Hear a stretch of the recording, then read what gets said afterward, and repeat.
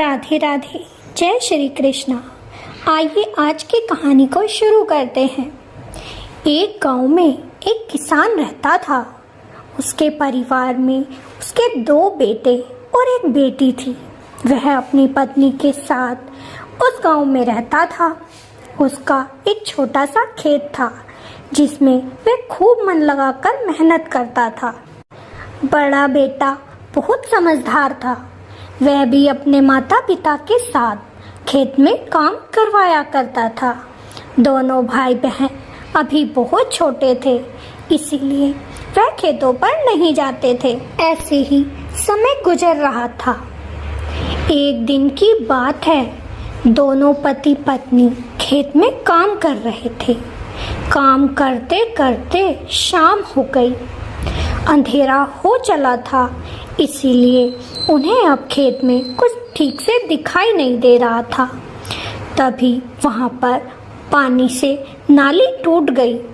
अब किसान फावड़ा लेकर जैसे तैसे उस नाली को बंद करने लगा और अंधेरा होने की वजह से उससे एक सांप का बच्चा कट गया। बेचारे ने जब तक उस सांप के बच्चे को देखा तब तक वह मर चुका था। छोटा बच्चा था, इसीलिए जल्दी ही मर गया। किसान को बड़ा दुख हुआ। उससे गलती से एक सांप का बच्चा जो मर गया था। अब तो वह अपनी पत्नी के पास आया और बोला, अरे भाग्यवान, अनर्थ हो गया। आज तो एक छोटा बच्चा मुझसे मर गया। उस किसान की पत्नी भी ये सुनकर बड़ी दुखी हुई। उसने उस सपोले की वह कांचली उठा ली और अपने घर लाकर रख दी। वह बच्चा जो उस किसान से कट चुका था, वह और किसी का नहीं, एक नाग नागिन का बच्चा था जो कि इच्छाधारी थे। जब बच्चा समय पर घर ना पहुंचा तो नाग नागिन को बड़ी चिंता हुई। वे दोनों उसे ढूंढते ढूंढते खेत पर आ गए और अपने बच्चे को ऐसे कटा हुआ देखकर उन्हें बड़ा क्रोध आया। अब तो वे उस इंसान के खून के प्यासे हो गए जिसने उनके बच्चे को मारा था। पूरी रात दोनों के दोनों उसी खेत में बैठे रहे और किसान का इंतजार करने लगे। जब सुबह किसान अपनी पत्नी के साथ खेत में गया और काम करने लगा, उसी समय दोनों ने आकर उन्हें डस लिया और वे दोनों बेचारे वहीं तड़प तड़प कर मर गए। बड़ा बेटा जब खाना लेकर खेत में आया तो देखा उसके माँ बाबा मृत पड़े हुए थे। वह उन्हें देखकर बड़ा चिल्लाया, बड़ा रोया। तभी उसने देखा कि वहां पर 2 नाग नागिन बैठे हुए थे। जैसे ही वह उनके पास गया, वे दोनों वहां से गायब हो गए। उस बच्चे का रोना पीटना सुनकर वहां गांव वाले भी इकट्ठा हो गए और जब उन्हें पता चला कि उसके माँ बाबा की मृत्यु नाग नागिन के डसने से हुई है तो वे उससे बोले, बेटा, तुम्हारे घर पर नाग नागिन का श्राप लग गया है। अब तो तुम्हें इसी जगह पर अपने माँ बाबा की समाधि बनानी होगी और उसके ऊपर नाग देवता का मंदिर बनवाना होगा, तभी ये नाग तुम्हें कुछ ना कहेंगे। बेटे ने ऐसा ही किया। वहीं पर अपने माता पिता की समाधि बनाई और वह उसके ऊपर एक नाग देवता का मंदिर बना दिया और रोज सुबह वहां पर दिया जलाने लगा। बेचारा अभी ज्यादा बड़ा भी नहीं हुआ था, केवल 18 वर्ष का ही था और अपने भाई बहन की जिम्मेदारी उस पर आन पड़ी थी। अब तो उसे भूख प्यास भी ना लगती, बस दिन रात अपने भाई बहन के बारे में सोचता रहता कि इन्हें पढ़ा लिखा कर कैसे कामयाब बनाना है। सारे घर की जिम्मेदारी बड़े भाई पर आन पड़ी थी। अब तो गांव वाले भी उसे जब वह सामने से गुजरता तो कहते, बेचारा कितना होनहार लड़का है, लेकिन किस्मत तो देखो, छोटी सी उम्र में ही इतना बोझ आन पड़ा। अब इसे कोई अपनी लड़की भी ना देगा। वह गांव वालों की बात सुनकर चुपचाप रह जाता और अनमने मन से अपने घर को वापस आ जाता। ऐसे ही समय बीत रहा था। उसी गांव के राज्य में एक राजकुमारी रहती थी। राजकुमारी अपने पिता की इकलौती संतान थी। राजा ने अपनी पुत्री का विवाह अपने दोस्त के बेटे से बचपन में ही तय कर दिया था। लेकिन जब वह लड़का बड़ा हुआ तो वह पागलों वाली हरकतें करने लगा। दोस्ती का मामला था। राजा उससे अपनी पुत्री का रिश्ता तोड़ना नहीं चाहता था। उसे लगता था अगर मैंने अपना वचन तोड़ दिया तो सब मुझे धोखेबाज बोलेंगे। वचन ना निभाने वाला राजा मेरा नाम पड़ जाएगा और मेरी दोस्ती भी खराब हो जाएगी।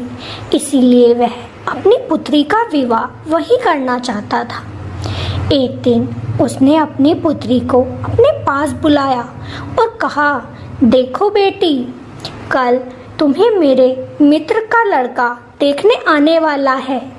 तुम्हें उसी से विवाह करना होगा। लेकिन राजकुमारी उस लड़के की असलियत जानती थी और वह अभी विवाह भी नहीं करना चाहती थी।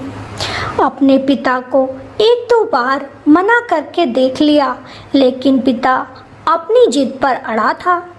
इसीलिए राजकुमारी ने सोचा, अगर मैं राजमहल में रहूंगी तो मेरे पिताजी मेरा विवाह उस पागल से करवा ही देंगे। मुझे यहाँ से भागने का कोई प्लान बनाना चाहिए। अब तो राजकुमारी ने लड़कों का वेश बनाया और रातों रात अपने राज्य से भाग गई। सुबह जब राजमहल में राजकुमारी को ना देखा गया तो हड़कंप सा मच गया। चारों तरफ राजकुमारी की खोज होने लगी। तब तक राजकुमारी भागते भागते उसी गांव में आ गई जहां पर शामू अपने भाई बहन के साथ रहता था। शामू खेत पर गया हुआ था और उसके भाई बहन नदी किनारे खेल रहे थे।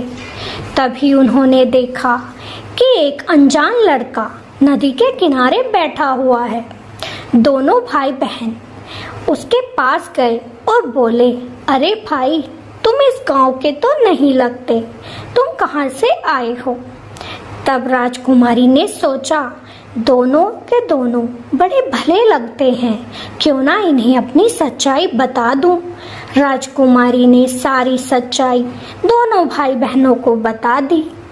अब तो दोनों भाई बहन राजकुमारी का नाम सुनते ही बड़े खुश हो गए और बोले, दीदी, अगर आपको बुरा ना लगे तो आप हमारे घर पर रह सकती हो। राजकुमारी भी उनके साथ रहने को तैयार थी। अब तो वे दोनों बहन भाई राजकुमारी को अपने घर पर ले आए।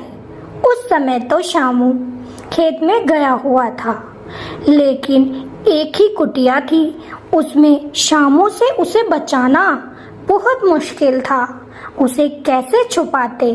इसीलिए जब शाम को शामू घर आया तो दोनों भाई बहनों ने राजकुमारी से शामू को मिलवाया और डरते डरते बोले, भैया, ये पास के गांव से जमींदार की लड़की अपने घर से भागकर आ गई, क्योंकि इसका पिता इसकी शादी एक बूढ़े व्यक्ति से करना चाहता था। इसीलिए यह अपने घर को छोड़कर भाग गई।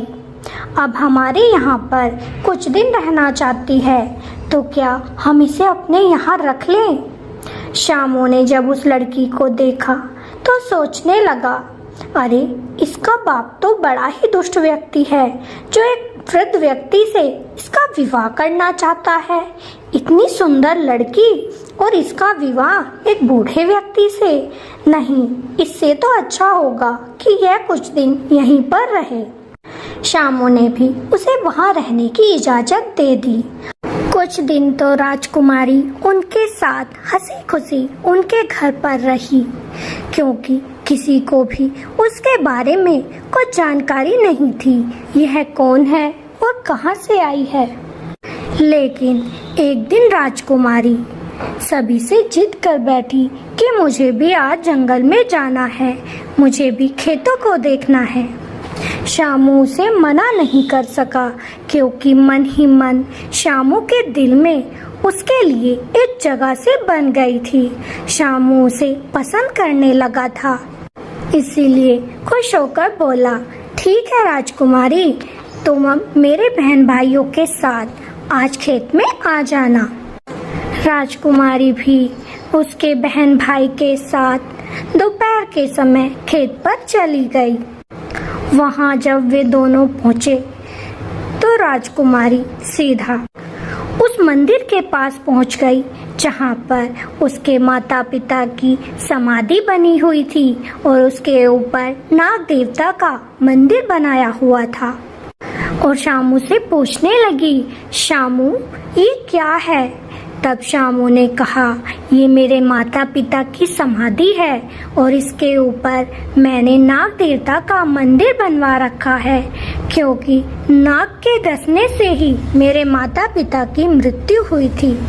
उनके प्रकोप से बचने के लिए मैंने ये मंदिर यहीं पर बनवा दिया और रोज यहाँ पर दिया भी जलाता हूँ। राजकुमारी हंसते हुए बोली, अरे शामू, क्या तुम विवाह नहीं करना चाहते? तुम तो इतने सुंदर हो, तुम्हें तो कोई भी लड़की पसंद कर लेगी। शामू शर्माते हुए बोला, आज तक मैंने विवाह के बारे में कभी सोचा ही नहीं। और तभी कहने लगा, पर मेरे साथ विवाह कौन करेगा? उसी समय राजकुमारी के मुंह से निकल गया कि तुम्हारे साथ तो विवाह मैं भी कर लूंगी। इतना सुनते ही शामू शर्मा गया, लेकिन कुछ बोला नहीं। तब राजकुमारी कहने लगी, क्यों, तुम्हें मैं पसंद नहीं हूँ क्या? शामू बोला, नहीं, ऐसी बात नहीं है, आप तो बहुत सुंदर हैं, लेकिन मुझ गरीब से आप कैसे विवाह कर सकेंगी? तब राजकुमारी कहने लगी, क्यों नहीं शामू, मैं तो तुम्ही से शादी करूंगी, लेकिन मुझे अभी कुछ समय चाहिए। कुछ समय बाद मैं तुमसे ही विवाह करूंगी। और उसके बाद कहने लगी कि चलो अब आपके माता पिता से अपनी खुशहाल जिंदगी के लिए आशीर्वाद लेते हैं। दोनों ने समाधि के सामने हाथ जोड़े और अपनी खुशहाल जिंदगी के लिए आशीर्वाद लेने लगे और फिर शाम होते ही घर वापस लौट गए। रात को सब खाना खाकर जब सो रहे थे तो राजकुमारी के सपने में शामू की माता जी आई और बोली, बेटी, मैं जानती हूँ कि तू किसी सेठ या जमींदार की बेटी नहीं है, तू एक राजा की पुत्री है और बड़ी ही शानो शौकत से पली बड़ी है। तू मेरे बेटे को पसंद करती है और उससे विवाह करना चाहती है, लेकिन मैं तुझे एक बात सच सच बताना चाहती हूँ, अगर उसके बाद भी तू विवाह करना चाहती है तो जरूर मेरे बेटे से विवाह कर लेना, नहीं तो अपनी जिंदगी बचा सकती है। तब राजकुमारी शामू की माता से पूछने लगी, माता जी, ऐसा क्या है? तब शामू की माता बोली, बेटी, हमारी जो मृत्यु है वो नाग डसने की वजह से हुई थी, क्योंकि हमने गलती से उनके बेटे को मार दिया था और नाग देवता ने हमें ये श्राप भी दिया था कि हमारे हर जोड़े की मृत्यु नाग के डसने से ही होगी, हमारा कुल आगे नहीं चल सकेगा। अगर तुम मेरे बेटे से विवाह करोगी तो तुम भी मारी जाओगी, और अगर मेरे बेटे से विवाह नहीं करोगी तो तुम अपना जीवन बचा सकती हो। तब राजकुमारी बोली, लेकिन माँ जी, मैं आपके बेटे से बहुत प्रेम करती हूँ और उसी से विवाह करूँगी, चाहे कुछ भी हो जाए। तब शामू की माता बोली, अगर बेटी तुम इतना ही प्यार करती हो तो से बचने का एक उपाय है, अगर तुम कर सको। राजकुमारी कुछ भी करने के लिए तैयार थी, लेकिन विवाह तो वे शामू से ही करना चाहती थी। इसीलिए शामू की माँ ने सारी बात राजकुमारी को समझा दी और बोली कि अगर तुम्हें लगे कि यह एक स्वप्न था तो सुबह जब तुम उठोगी तब दरवाजे के पास मैं तुम्हें सांप के रूप में दर्शन दूंगी और तुम्हें पूरा यकीन हो जाएगा कि ये स्वप्न नहीं हकीकत है। ये कहकर शामू की माँ स्वप्न से चली गई। तभी राजकुमारी की आंखें खुली और वह उस स्वप्न के बारे में ही सोचने लगी, क्या ये एक स्वप्न था या हकीकत? अब मैं क्या करूंगी? यही सब सोचते सोचते सुबह हो गई। राजकुमारी जल्दी से उठी और जब दरवाजे पर गई तो उसने देखा कि एक सांप वहां पर बैठा हुआ है। सांप को देखते ही राजकुमारी समझ गई कि वह एक सपना नहीं हकीकत था। उसने उस सांप को नमस्कार किया, तभी वह सांप वहां से चला गया। अब तो राजकुमारी उसी समय घर से निकल पड़ी, किसी को कुछ भी ना बताया था। जब सब सोकर उठे तो राजकुमारी को बिस्तर पर ना देखा। सब बड़े चिंतित हो गए कि राजकुमारी अचानक कहाँ चली गई। इधर उधर सभी उसे ढूंढने लगे, लेकिन राजकुमारी कहीं ना मिल सकी। अब तो शामू को बड़ी चिंता सताने लगी कि राजकुमारी अचानक से कहाँ चली गई।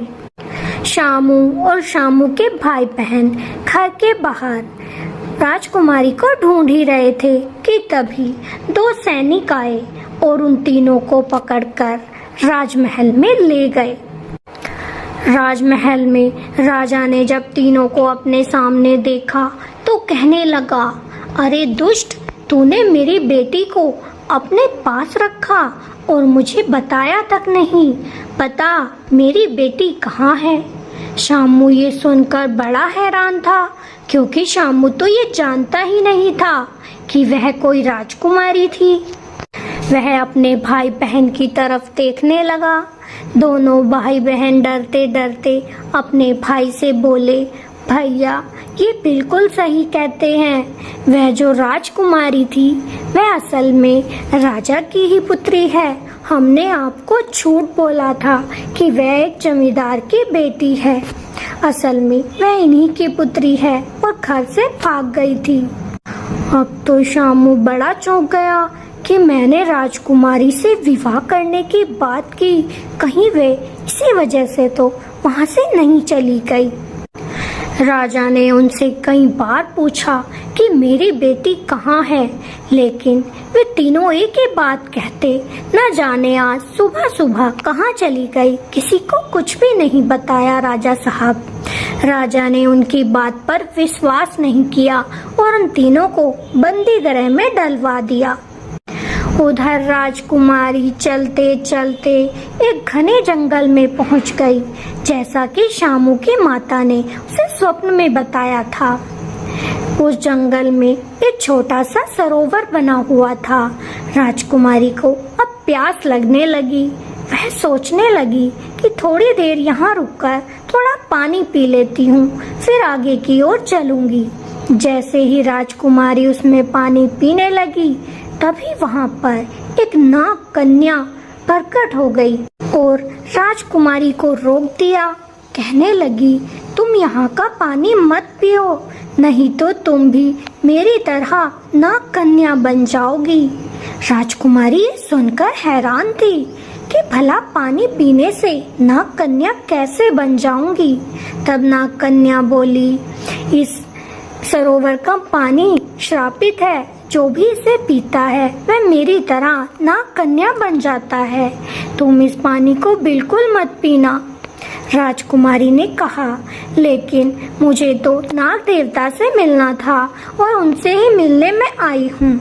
मुझे उनसे बहुत जरूरी बात करनी है। तब नाग कन्या कहने लगी, अरे पागल हो गई हो, क्यों अपनी मौत को बुलावा देती हो? क्या तुम वहाँ से वापस आ पाओगी?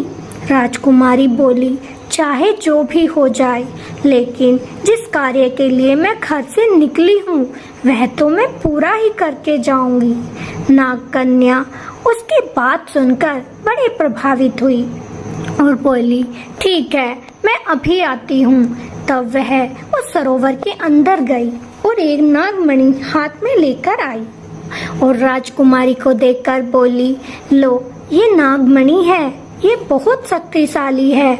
जब तक ये तुम्हारे पास रहेगी तुम्हारा कोई कुछ ना बिगाड़ सकेगा और इससे तुम कुछ भी कर सकती हो। राजकुमारी ने उस नागमणि को अपने पास रखा और नागकन्या से बोली, लेकिन तुम मेरी सहायता क्यों कर रही हो? नागकन्या कहने लगी, क्योंकि तुम्हें देखकर न जाने मुझे ऐसा क्यों लगता है कि तुम मुझे इस पाप से मुक्त करा दोगी और मैं भी अपना जीवन अच्छे से जी पाऊंगी। अब तो राजकुमारी वहां से वह नागमणि लेकर आगे की ओर बढ़ चली। चलते चलते एक नदी और दिखाई दी। राजकुमारी ने सोचा, कहीं यही तो वह नदी नहीं है जिसकी बात मुझे शामू की माताजी ने कही थी। जैसे ही राजकुमारी उस नदी के निकट गई तो उसमें उसे सीढ़ियां दिखाई देने लगी। अब तो राजकुमारी उन सीढ़ियों द्वारा उस जल के अंदर चली गई और देखते ही देखते वह नाग भवन में पहुंच गई। वहां पर एक बड़ा सा नाग अपनी कुछ 20 कन्याओं के साथ बैठा हुआ था। जब राजकुमारी वहां पर पहुंची तो नाग ने देखते ही कहा, तुम कौन हो और कहां से आई हो? मेरी आज्ञा के बिना मेरे लोक में कोई नहीं आ सकता, फिर तुम कैसे आ गई? तब राजकुमारी बोली, हे नाग देवता, मैं आपसे विनती करने आई हूँ और मुझे किसी और ने नहीं बल्कि शामू की माताजी ने भेजा है, जिनको आपने डस लिया था। उनका नाम सुनते ही वह नाग और भी ज्यादा गुस्से में आ गया और बोला, अच्छा, तो तुम उनके कहने से यहाँ पर आई हो? क्या तुम्हें पता है कि उन्होंने मेरे बेटे को मार दिया था, इसीलिए हमने उसे डसा था? राजकुमारी कहने लगी, हे नाग देवता, क्या आप नहीं जानते कि आपका बेटा उनसे गलती से मर गया था? उन्हें जब ये पता चला कि उनसे एक सांप का बच्चा मर गया है, वे दोनों पति पत्नी बहुत दुखी हुए थे और उसकी कांचली वे घर पर लेकर चले गए थे। उन्हें नहीं मालूम था कि वहाँ पर कोई सांप का बच्चा है।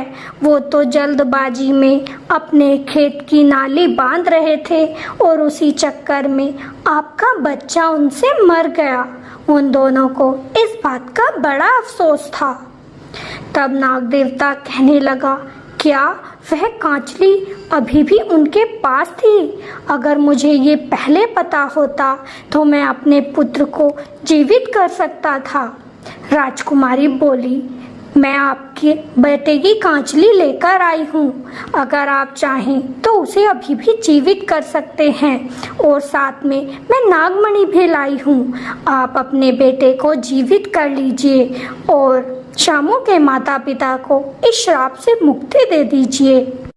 नाग ने जब ये सुना तो वह बड़ा खुश हुआ और उसने अपनी शक्तियों द्वारा नागमणि लेकर उस कांचली को अपने पुत्र में बदल दिया।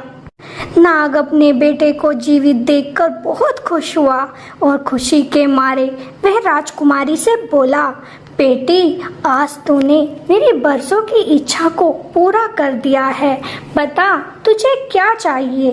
तब राजकुमारी बोली, मैं शामू से विवाह करना चाहती हूँ नाग देवता, और आप सभी को डसकर खत्म कर देते हैं। आपने ये श्राप उनके परिवार को दे रखा है। बस मेरी यही इच्छा है कि आप उन्हें इस श्राप से मुक्त कर दीजिए और हमारे आने वाले भविष्य को अच्छा और उज्जवल बनाइए। नाग देवता ने खुशी खुशी वह श्राप वापस ले लिया और एक सोने की नाग देवता की मूर्ति राजकुमारी को देखकर कहा, बेटी, इसे ले जाकर अपने मंदिर में स्थापित कर देना और इसकी पूजा करना। देखना तुम्हारी जिंदगी में कभी कोई गम नहीं आएगा और तुम शामू के साथ खुशी खुशी अपना जीवन बिताओगी। ये कहकर नाग देवता ने राजकुमारी को बहुत सारा धन दिया। तब राजकुमारी बोली, नाग देवता आपसे एक और विनती है। ये मणि मुझे एक नाग कन्या ने दी थी जो उस सरोवर का जल पीकर नाग कन्या बन गई है, क्योंकि वह जल श्रापित हो चुका है। अगर आप उसके उद्धार के लिए भी कोई उपाय बता दें तो आपका बड़ा ही उपकार होगा। नाग देवता ने कहा, जो मूर्ति मैंने तुम्हें दी है उस मूर्ति को उस जल से अभिषेक करना और फिर उस जल को उस नाग कन्या के ऊपर छिड़क देना, उससे उसका भी उद्धार हो जाएगा। अब तो राजकुमारी जल्दी जल्दी वहाँ से सरोवर की ओर पहुँच गई और उसने उस नाग कन्या को भी उस श्राप से मुक्त करा दिया और फिर जल्दी से वह शामू के घर पर गई। लेकिन वहाँ पर शामू और शामू का भाई बहन कोई नहीं था। वहाँ तो एक सैनिक खड़ा हुआ था। उस सैनिक ने राजकुमारी को देखते ही कहा, अरे राजकुमारी जी, आप कहाँ गई थी? आपको पता है शामू और उसके भाई बहन को कुछ सैनिक राजा साहब के पास लेकर गए हैं और उन्हें कारागार में डलवा दिया गया है। इतना सुनते ही राजकुमारी सैनिक के साथ अपने राजमहल में पहुंच गई और अपने पिता से मिली। पिता अपनी पुत्री को देखकर बड़ा खुश हुआ और बोला, बेटी तुम मुझे छोड़कर कहाँ चली गई थी? आज के बाद तुम मुझे छोड़कर कहीं मत जाना। तुम जहाँ चाहोगी मैं वहाँ तुम्हारा विवाह करा दूंगा। राजकुमारी बोली, पहले तो आप शामू और शामू के भाई बहन को छोड़ दीजिए। उन्होंने मेरी बहुत सहायता की और मेरा बहुत ध्यान रखा पिताजी। तभी राजा ने उन तीनों को छोड़ दिया और अपने सामने बुलवा लिया। राजकुमारी को देखते ही शामू की बहन उसके पास गई और रोते हुए बोली, दीदी आप कहाँ चली गई थी? हमने आपको न जाने कहाँ कहाँ ढूंढा, लेकिन आप हमें कहीं ना मिल सकी। हम बड़े परेशान थे, कहकर वह रो रही थी। तब राजा बोला, हाँ बेटी तुम कहाँ चली गई थी? तब राजकुमारी ने सारी बात राजा और शामू के भाई बहन और शामू को सुनाई। अब तो शामू को भी बड़ी खुशी हुई कि राजकुमारी कितनी हिम्मत वाली है, उन्होंने कितना महान कार्य किया है। और राजा को भी अपनी बेटी पर गर्व महसूस होने लगा कि मेरी पुत्री वाकई बहुत हिम्मत वाली है। राजा ने कहा, अगर तुम शामू से विवाह करना चाहती हो तो खुशी खुशी मैं तुम्हारा विवाह शामू से करा दूंगा। राजकुमारी बड़ी खुश हुई और उसका विवाह अब शामू से करा दिया गया। राजा ने शामू के लिए शामू के गांव में एक सुंदर मकान बनवा दिया और उसमें हर सुख सुविधा करवा दी। अब तो राजकुमारी अपने पति शामू और शामू के भाई बहन के साथ खुशी खुशी रहने लगी और उन नाग देवता की पूजा करने लगी। फिर उनके जीवन में कभी कोई परेशानी नहीं आई और सब खुशी खुशी अपना जीवन बिताने लगे। तो आपको ये कहानी कैसी लगी कमेंट में जरूर बताइएगा। अगर अच्छी लगी हो तो हमारी वीडियो को लाइक और चैनल को सब्सक्राइब जरूर कीजिएगा। फिर मिलेंगे। राधे राधे, जय श्री कृष्णा।